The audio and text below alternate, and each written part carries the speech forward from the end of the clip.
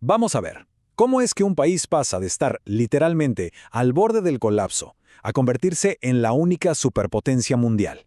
Y todo esto en tan solo 20 años.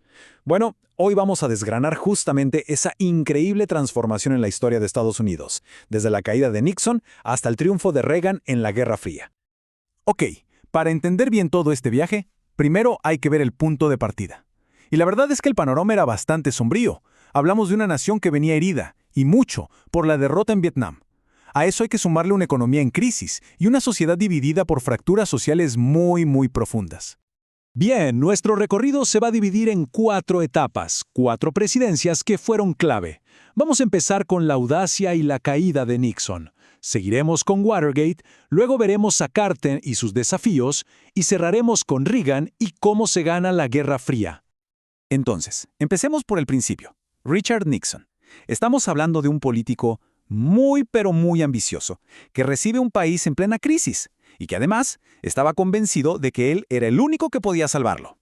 Y aquí se ve perfectamente la gran paradoja que fue Nixon, porque su presidencia fue, por un lado, una de logros históricos realmente brillantes, pero al mismo tiempo estuvo marcada por una paranoia, digamos, destructiva. Por un lado, tenemos a un Nixon que hace unos movimientos de política exterior increíblemente audaces. O sea, estamos hablando de su histórica visita a China para reunirse con Mao Zedong, imagínense, o la firma del primer gran tratado de control de armas con los soviéticos, movidas que sin duda cambiaron las reglas del juego a nivel mundial. Pero claro, esa era solo una cara de la moneda. La otra era la de un presidente con un estilo súper reservado, muy divisivo, que autorizó campañas de bombardeos secretas y que al final tenía esta atracción casi patológica por las acciones encubiertas. Todo esto al final sería la semilla de su propia caída. Y esa caída pues tiene un nombre que seguro todo el mundo conoce. Un nombre que cambió para siempre la presidencia de Estados Unidos. Watergate.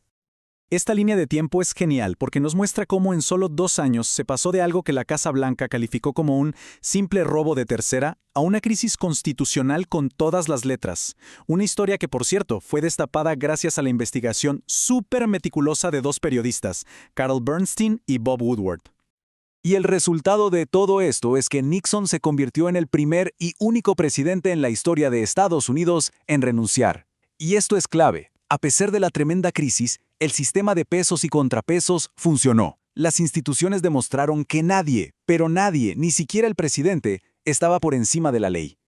Con la renuncia de Nixon llega al poder Gerald Ford, un personaje con un dato histórico bastante curioso. Resulta que es el único presidente que ha servido sin haber sido elegido ni como presidente ni como vicepresidente. Una situación, la verdad, bastante improbable. Al asumir el cargo, Ford dijo esta famosa frase: "Nuestra larga pesadilla nacional ha terminado". Con esto, él buscaba sanar las heridas del país. El problema es que una de sus primeras decisiones fue el perdón incondicional a Nixon. Y esa decisión, que fue súper controvertida, aseguró que para muchos la pesadilla en realidad apenas comenzaba. Y a él le costó carísimo en términos políticos. Es interesante porque, con el tiempo, la perspectiva sobre Watergate cambió.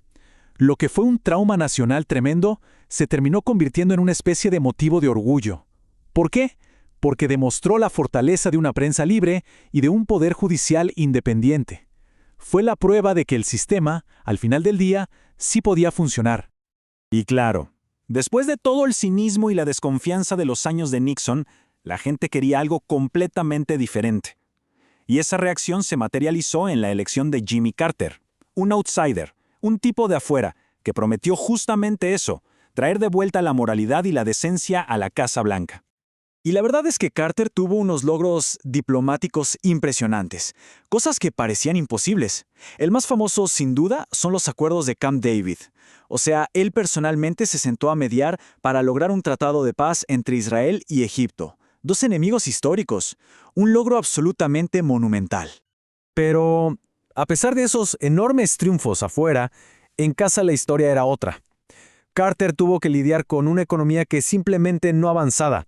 Y para colmo, su presidencia quedó marcada para siempre por la crisis de los rehenes en Irán. Fueron 444 días de impotencia que terminaron por cimentar una imagen de debilidad e ineficacia. Y justamente esa percepción generalizada de debilidad de un Estados Unidos en declive es lo que le abre la puerta de par en par a Ronald Reagan en 1980. Con su elección arranca lo que se conoció como la Revolución Conservadora. Una de las bases de su gobierno fue lo que se llamó Reaganomics. Y como se ve claramente en este gráfico, sus políticas de grandes recortes de impuestos y desregulación coincidieron con un periodo de crecimiento económico bastante significativo. La economía efectivamente volvió a crecer. Claro que este crecimiento no salió gratis. Hubo una contrapartida muy importante. Todo esto se financió con un aumento masivo de la deuda nacional. De hecho, Estados Unidos pasó de ser el mayor acreedor del mundo a convertirse en su mayor deudor. Un cambio radical. Y en el escenario mundial, Reagan cambió completamente el tono. Adoptó una postura mucho más dura, mucho más agresiva. La mejor prueba es esta frase famosísima en la que llamó a la Unión Soviética el imperio del mal. Su estrategia era clara, un rearme militar masivo bajo el lema de paz a través de la fuerza. Pero aquí viene lo interesante. A pesar de esa postura de halcón, Reagan demostró ser también un pragmático. En cuanto percibió que en el nuevo líder soviético, Mikhail Gorbachev, había una oportunidad de cambio real, no dudó, y dio un giro de 180 grados, pasando de la pura confrontación a la diplomacia y la negociación. Y el resultado de ese giro fue histórico. Llevó a múltiples cumbres, a la firma de muchísimos acuerdos de reducción de armas y, lo que es más, a una simpatía personal bastante evidente entre Reagan y Gorbachev. El hielo de la Guerra Fría se estaba derritiendo, y tan solo un año después de que Reagan dejara el cargo, cayó el muro de Berlín, el fin de una era. Y con eso, el círculo se cierra. Aquel país que a principios de los 70 parecía al borde del abismo, para los 90 se había convertido en la única y absoluta potencia planetaria. Un viaje de 20 años desde las profundidades de la crisis hasta la cima del poder mundial. Lo que hemos visto es un arco histórico realmente increíble, que va del fracaso a la recuperación y finalmente a la supremacía. Y todo esto nos deja con una última pregunta para reflexionar. Viendo todo este recorrido, ¿fue esta la transformación nacional más dramática de todo el siglo XX?